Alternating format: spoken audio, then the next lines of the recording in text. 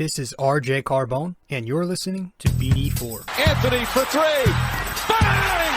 That one goes this down. One by Mattingly. Oh, hang on to the roof. RJ Barrett does it again from downtown. He is just tearing the Orioles apart. It's good. Randall gets the bounce, and he ties the game. Houston ducks under.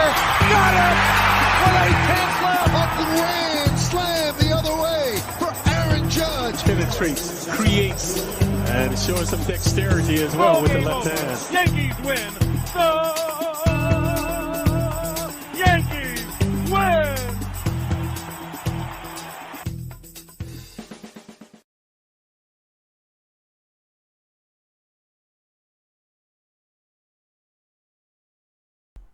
All right, well, here we are. Yeah, it's I wanted to do another one because yesterday I was kind of just rushing through it, tired, spent, and I want to air my thoughts out legitimately once more before we head to the All-Star break. And I just feel like last night, after that debacle, that nearly 30-point blown lead, it wasn't the best episode. I should have probably waited. Not that I was wrong. Everything I said, in my opinion, obviously, I think I was correct on. But I could have added a lot more input, gone way deeper into it. And I just feel like that wasn't the case. Because I was just all over the place after that debacle of a loss.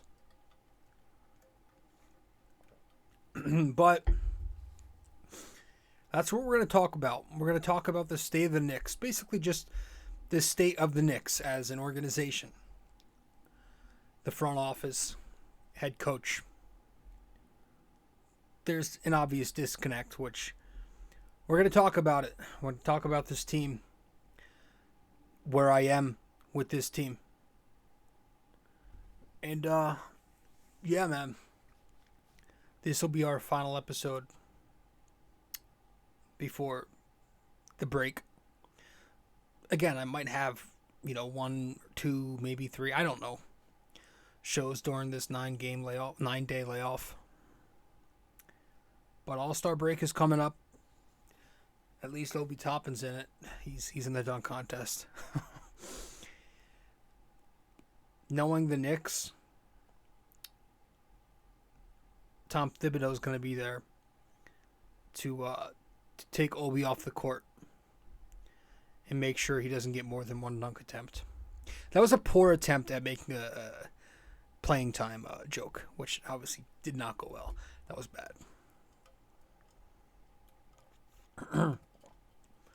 I'm watching this Bucks Philly Sixers game, and I'm like, I got bedhead right now. I'm just so I need my haircut. I'm exhausted. I look like the Knicks look this season. I'm watching the Sixers-Bucks game, final game of the NBA before the All-Star break. And I got a little parlay on it.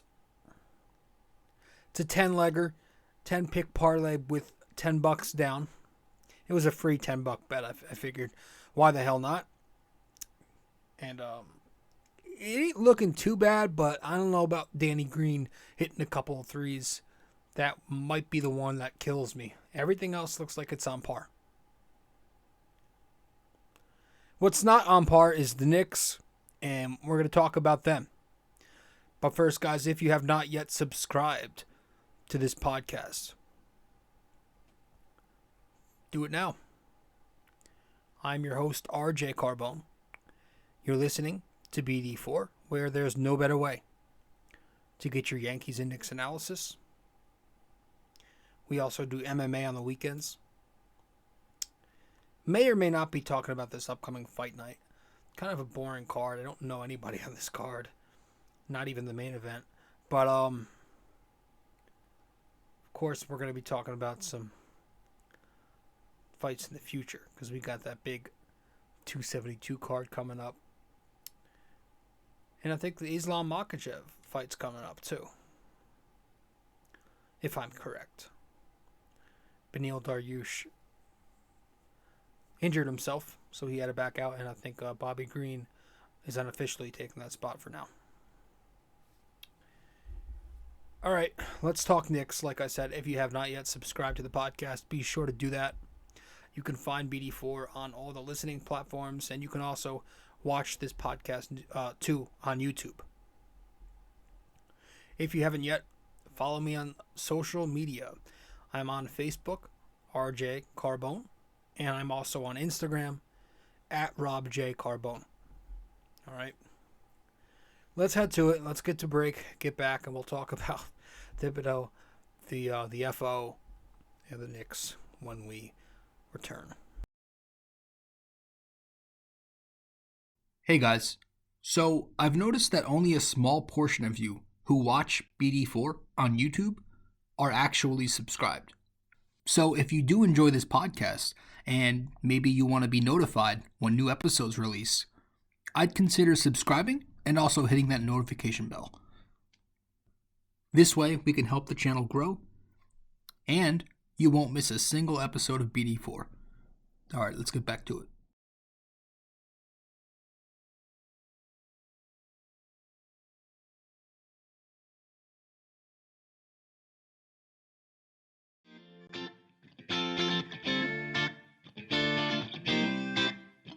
So, if you guys want to follow me on social media, be sure to do so right now.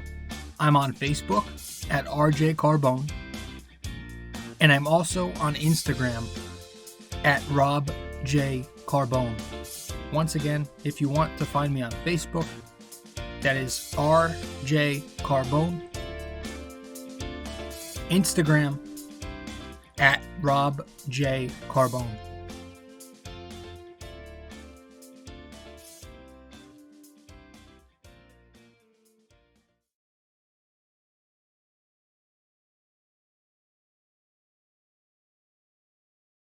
All right.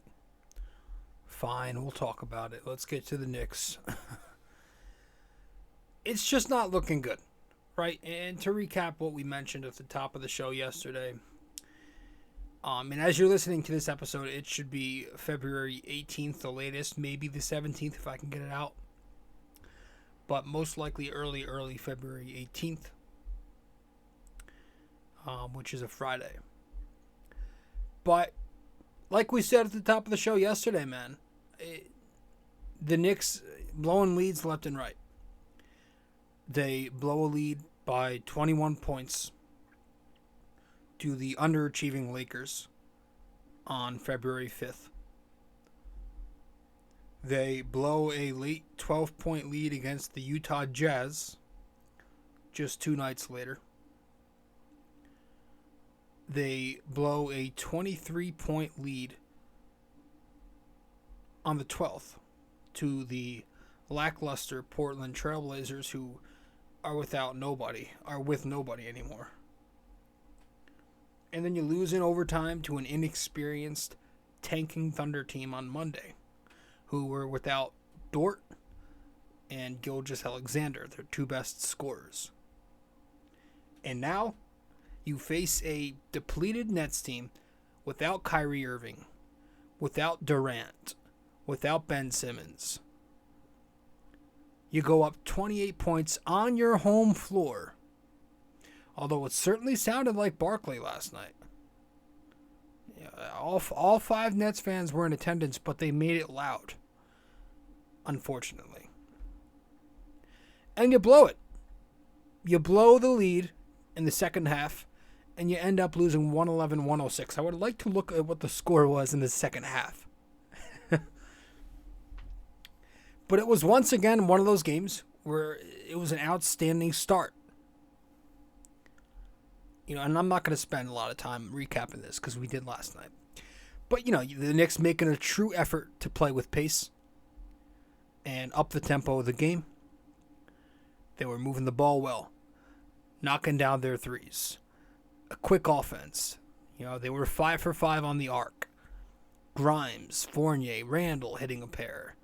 Or hitting a few from downtown.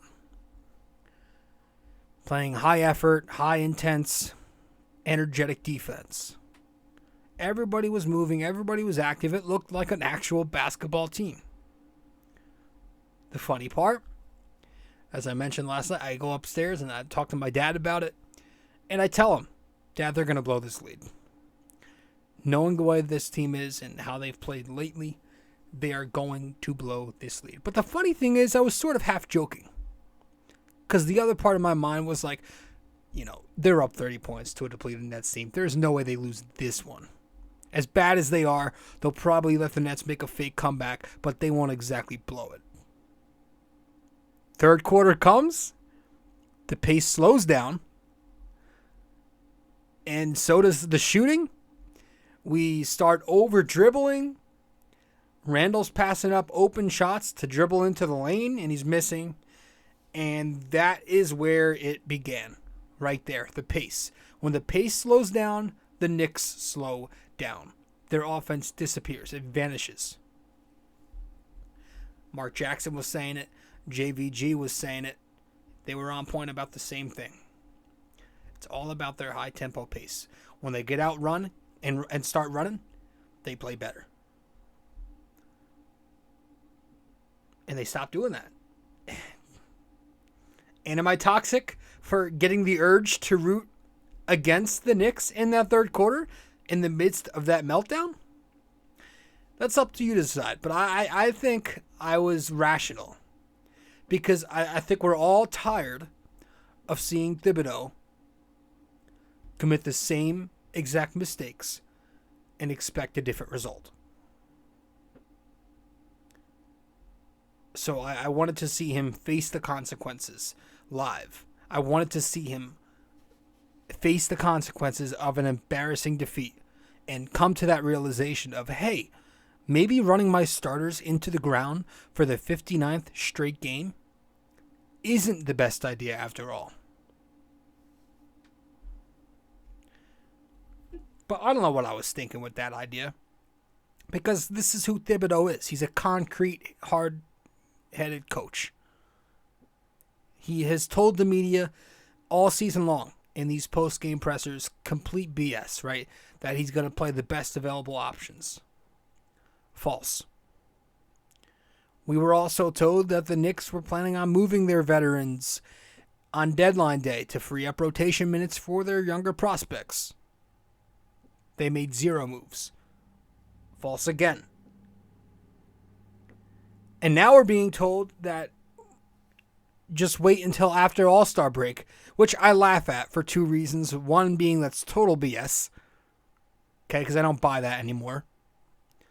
Lying to us day after day. And 2, even if that were true, oh, great. Thanks for waiting until 70% of the season is complete to finally do so.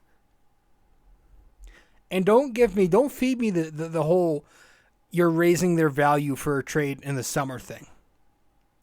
That's ridiculous as well, because veterans are veterans. You can't showcase veterans. The league knows who you are once you have experience and you peak. Like an Alec Burks, like a Nerlens Noel, like a Taj Gibson, a Kemba Walker. The league knows who these guys are. Fournier. You're a vet. That's it. They know what you're getting. Playing good for the last 20-something games of the season is not gonna, they're gonna forget about that in the offseason. The offseason, they're looking at your numbers. They're looking at your career. They're looking at your season stats. They're not gonna look at what you did being showcased for a couple of games at the end of the year. So don't feed me that. And listen, I understand if I'm Tom Thibodeau. He's 64 years old. He's in the twilight of his NBA coaching career. He's coming up on that 400 club soon. Okay, so he's out there looking to put more wins onto his resume. And I understand that. And it's easy for us to sit here and blurt out, play the kids, tank this, that, whatever. But that's why I think we should either move on or at the very, very, very least, sit down with the guy, be honest, and tell him, Tom, this is our plan. This is our direction. Are you the guy for it? Are you not? And if not, you got to get somebody in there who fits what the front office has been attempting to mold. And by that I mean somebody who plays the players that the front office drafted. And we're going to talk about the front office in a second because they are not scapegoats and they're not to forget about. They are to blame just as much, if not more. But they did draft Obi Toppin, 23 years old, in the lottery 2 years ago. They did select Emmanuel Quickley in that same draft, 22 years old. They drafted Quentin Grimes, 21 years old, I believe. Deuce McBride, 21 years old, and Jericho Sims, 23, in this most recent draft. They traded Kevin Knox and a first-round pick for Cam Reddish, 22 years old, just about a month ago. Most of those players I just named that the front office is handpicking to groom and to develop, most of those guys aren't playing under Tibbs. You know, Quickley is an exception. And that's it. And Grimes. But Obi isn't playing. Miles McBride's not playing. Jericho Sims is not playing. Cam Reddish is not playing. So Thibodeau and the front office are on two completely different pages here. He's just not playing the guys they select him to play. He's not playing them. Last night's latest examples, and I'm saying examples, plural. Obi played 11 total minutes despite contributing with 8 points and 4 rebounds. Julius played in 37 minutes, and he had a great game again. He's turned it around. But once again, he gasses out in that second half. He played the entire third quarter, Randall did, which is where the momentum shifted, despite going 1 for 7 from the floor. No adjustments were made. He played the entire third. Coaching. Mitchell Robinson struggled to stay out of foul trouble against Drummond last night, which I'm kind of fortunate about because otherwise he would have been thrown out there for 40 more minutes and he could have been injured like RJ.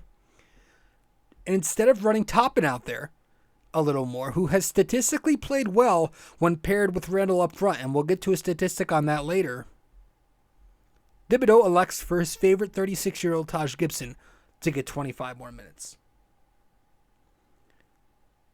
And that's another instance of him picking favorites. This is a guy who he spent his entire career with in Chicago and in Minnesota for a couple. And remember how we talked about in that Lakers recap a couple of weeks ago how Thibodeau was badly outcoached by Vogel, who's on the hot seat. Vogel benches Westbrook in overtime for 20-year-old Tucker, who was 0 for 5. Right? You don't see Tibbs doing that shit. Nash, also a coach on the hot seat, or not, I wouldn't say he's on the hot seat, but he's not a great coach.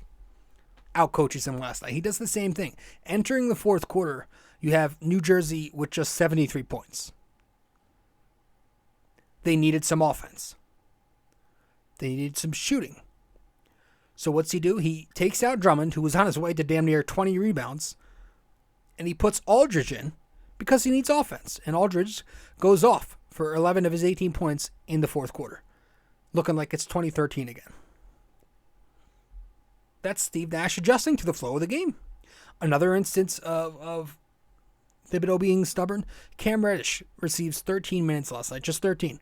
Now, he didn't shoot the ball particularly well. He was 1 for 5 for 5 points, but that shouldn't be enough to justify sitting the kid for the other 35 minutes of this game. With the ability he's shown to get to the line since he's been here, 2 dribbles, finishing, get him out there, man. Try him out. You got a point guard, a pretty washed Kemba Walker out there, and also a point guard, an out-of-position veteran in Burks, playing that lead guard role in the second half mostly. Really? Every night with this. You got McBride, who was also tearing up the G League, by the way. He's got 8 starts, and in 7 of them, he's over 20 points. He's averaging 29 on the season. But I digress. Forget that. It's G League. Simply showing some faith, though, showing some confidence in your young players goes a long way. Doing the opposite, not showing faith, can be pretty detrimental to their confidence.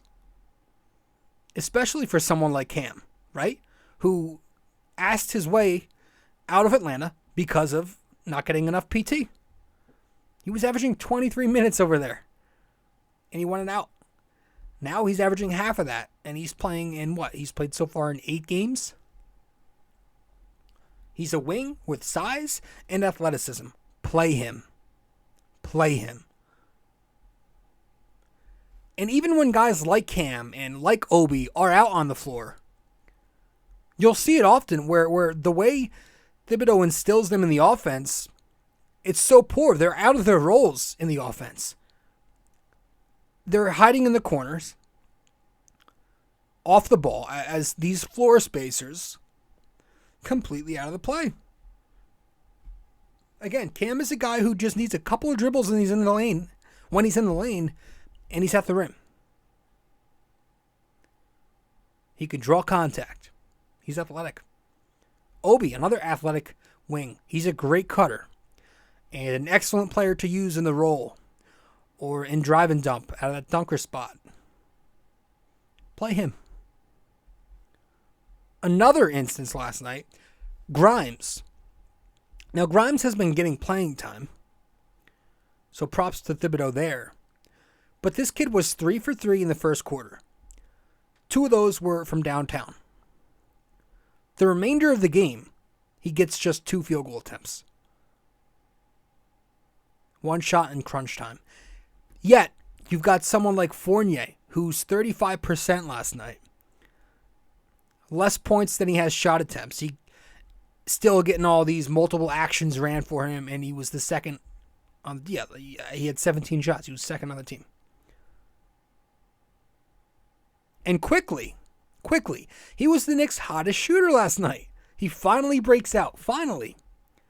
And he scores 18 points on 7 for 10. Goes 4 of 6 on his threes. Even has 4 more assists.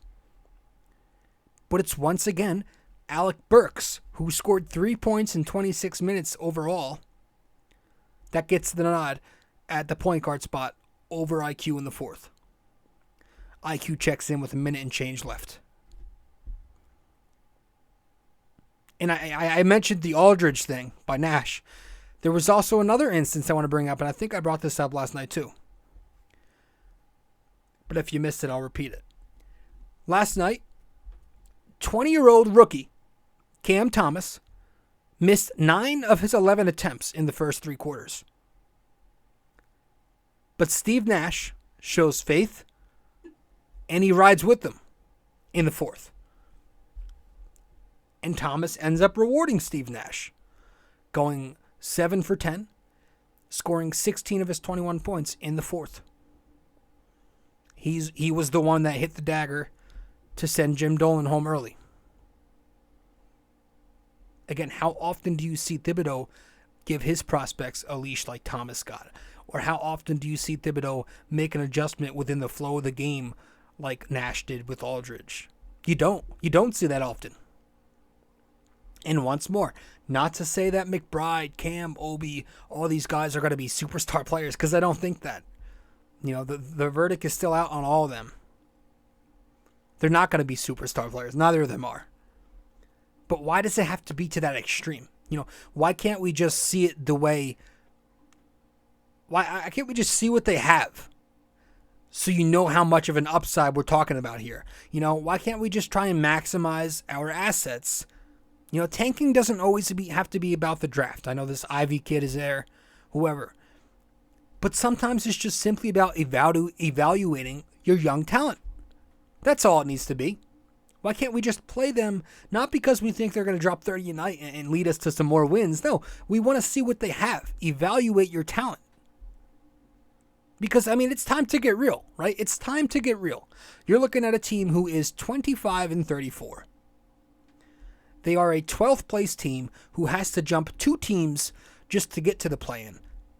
4 games back from there. There's a 75% chance they won't make the tournament this year. And that's to be honest with you, that's a conservative estimate. But even if they somehow find a way, they'll have to win 2 games in a row just to face a far more superior team in the actual first round of the playoffs, which will likely be a sweep.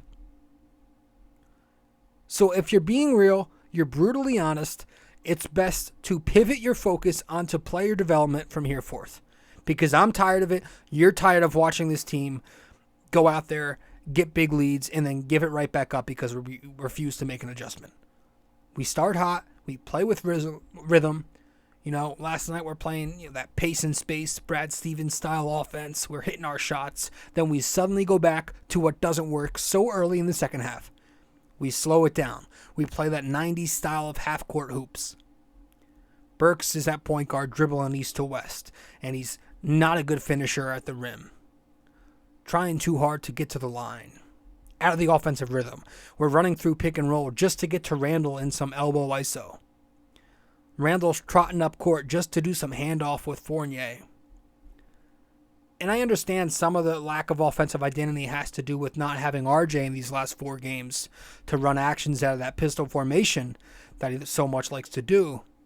But it goes deeper than that. The offense is a problem with or without RJ Barrett. With or without Derrick Rose.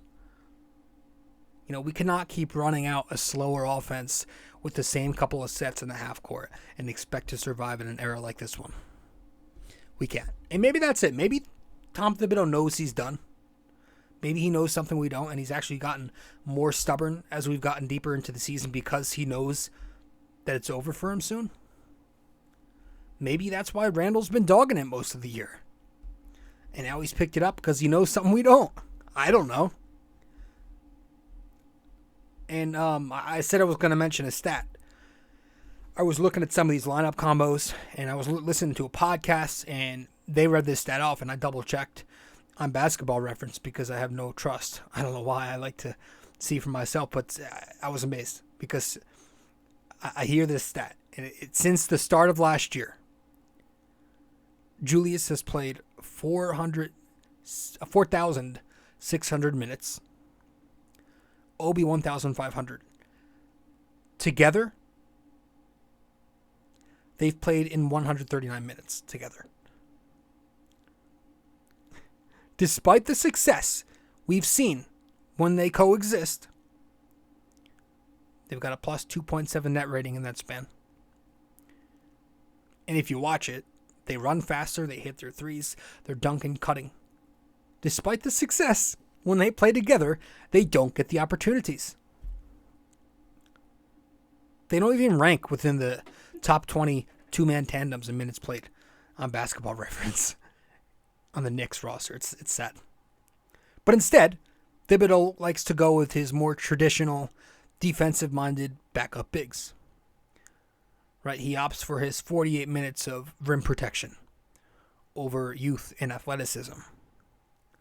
Randall, Obi have a 108 defensive rating this year when together.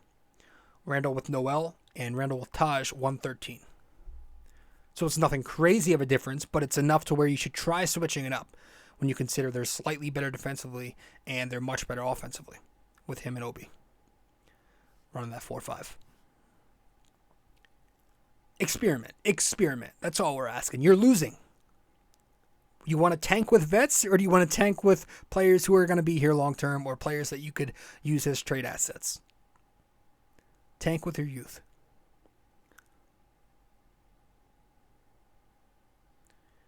It's painful watching us play basketball and seeing these older guys just go out there. It's painful watching us play the drop on these good shooting teams as opposed to trying to fight over those ball screens. It's painful watching us sag so far off the perimeter, trying to cheat middle for no reason, just to give up wide open threes. There's a lineup of Emmanuel Quickley and Obi that has the best rating on the team this season, plus 11.8. But we don't see it often. So again, it's going to remain this way too. so long as he's up here at the head coaching spot. The lineup combinations, the rotation as a whole, it's bad. That's why a lot of people are advocating for Johnny Bryant if the Knicks do make a change. He's younger, he's more progressive, and he ran that high-tempo West Coast offense when he was underneath Quinn Snyder in Utah. Again, I'm not aggressively advocating for a firing just yet. A lot of Knicks fans are.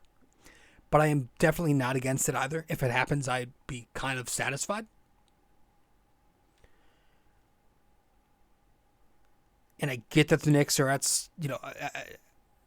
some point are going to need some stability at that head coaching position, and they can't keep playing musical chairs. But that does not mean you need to stick with somebody who is unfit here just because. Tibbs is a fine coach. He's not a bad basketball coach. He's a good coach. Again, he's approaching the 400 club soon. But it doesn't mean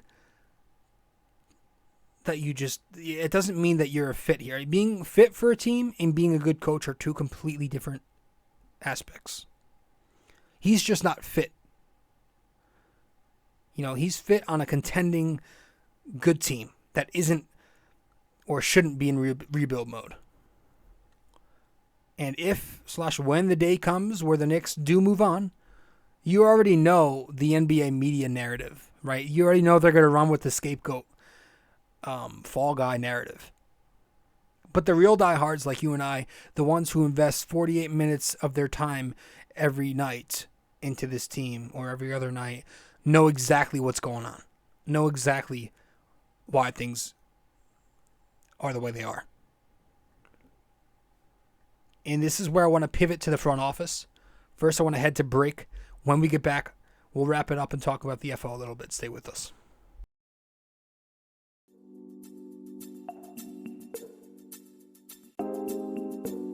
So BD4 is on so many platforms to listen to. You can listen to us on Apple Podcasts, Google Podcasts, SoundCloud. You can listen to us on Spotify. You can find us on our sponsor, Anchor, and many other listening platforms as well, wherever you get your podcast. But we are also available to watch on YouTube. So if you want to watch us on YouTube, go subscribe there. But if you prefer to listen to us, again, many listening platforms. Just be sure to subscribe, download, give us a rating, a review, comment, share the podcast, and all that fun stuff. This is BD4, where there's no better way to get your Yankees and Knicks analysis. All right, folks. Now, if you are listening to BD4 on Apple Podcasts, be sure to give us a 5-star rating and a review, if you so please. So once again, this is if you are listening to BD4 on Apple Podcasts, give us a 5-star rating and review. Thank you. Hey guys, I hope you're enjoying this episode. But first, I also want to let you know I have another blog. The blog I'm writing for is on ultimatesportsnetworks.com, titled The Bomber Bacher Blog. If you want to go subscribe to this blog, you should do so using my promo code 6A2841ERJC. Using that, you'd get a discount, $7.99 a month, to get the best Knicks and Yankees opinionated content around.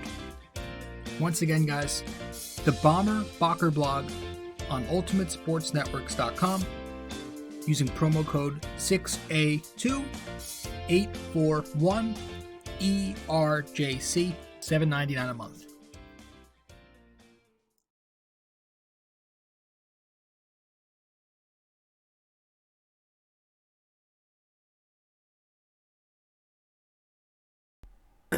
Okay, let's wrap it up with some front office talk real quick. Excuse me. So it's this whole Thibodeau thing. Not to say the front office has been great, because they've not been great. And I actually saw this post on social media on Instagram. I would credit the account, but I forgot who. I'll go back, and if I can find it somehow in my archives somewhere, I don't know. I'll give the account name in the description or something. But basically, he was saying how Leon Rose in this regime is very similar to the Steve Mills regime. At least a similar trajectory. You know, you hire a coach that doesn't try and further the development of the young guys. You bring in guys who doing a pretty poor job draft scouting and draft management. You think back, Frank over Donovan Mitchell. That was a Phil Jackson pick, but again, this era, you've got Obi over Halliburton, or even Desmond Bane, who I wanted very badly. If you remember when we did our draft scouting on BD4, that was one of the first guys, actually the first guy we went over. Instead, we took IQ.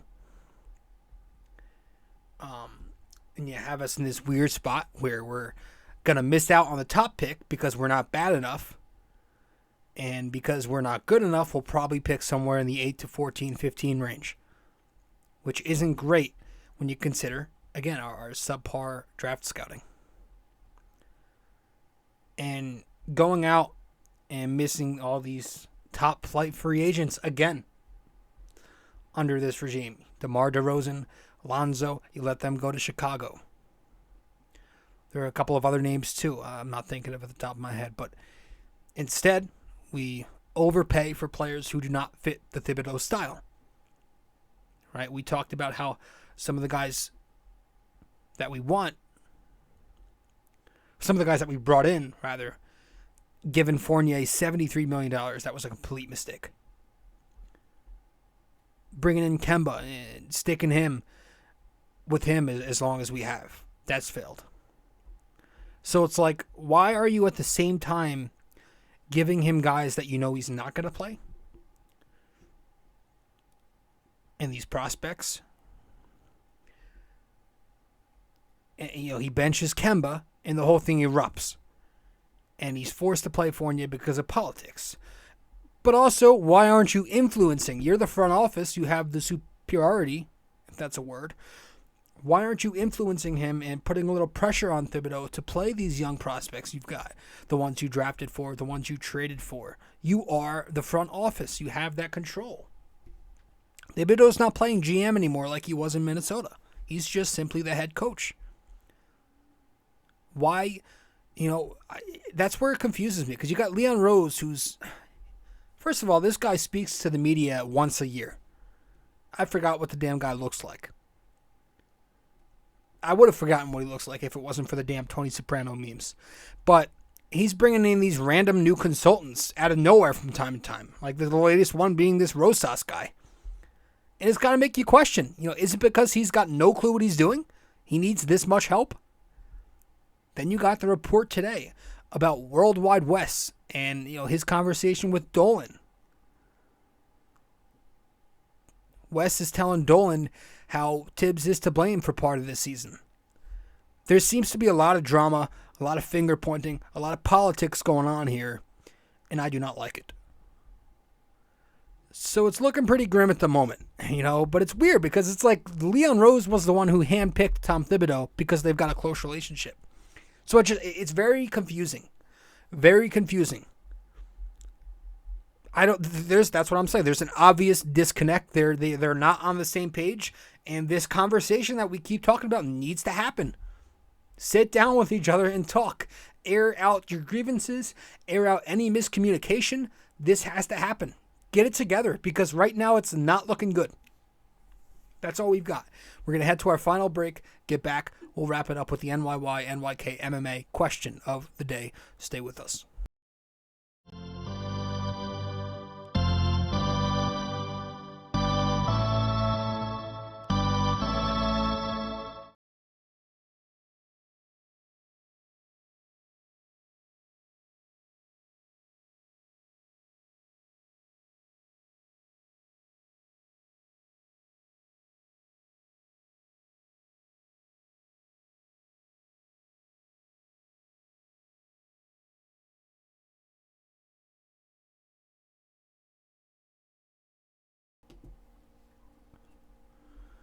I hit the wrong button, didn't I? I never want to break. Whatever, we'll start it. Sorry. Yeah, our NYY-NYK question of the day. Did it again, guys. See, we're new to MMA on the podcast, so we always forget that part. But this is a Knicks question. Our NYY-NYK-MMA question of the day for this episode 324 is a Knicks question. It is a true or false question. True or false? The same Knick to lead the franchise all-time in rebounds also leads in steals. If true, who? All right, the same Knick to lead the franchise all-time in rebounds also leads in steals. If so, who? So let me know if that's true or false. Facebook, Instagram, you know. If you get it correct, I'll give you a shout out in the next episode. All right, guys, that's all we've got. Thanks for tuning in. I'm your host, rjcarbone, episode 324 in the books. And we'll see you whenever we see you. At the very latest, it'll be the first game out of break, but we might throw an episode in there during break. We'll see. All right, later. Ciao.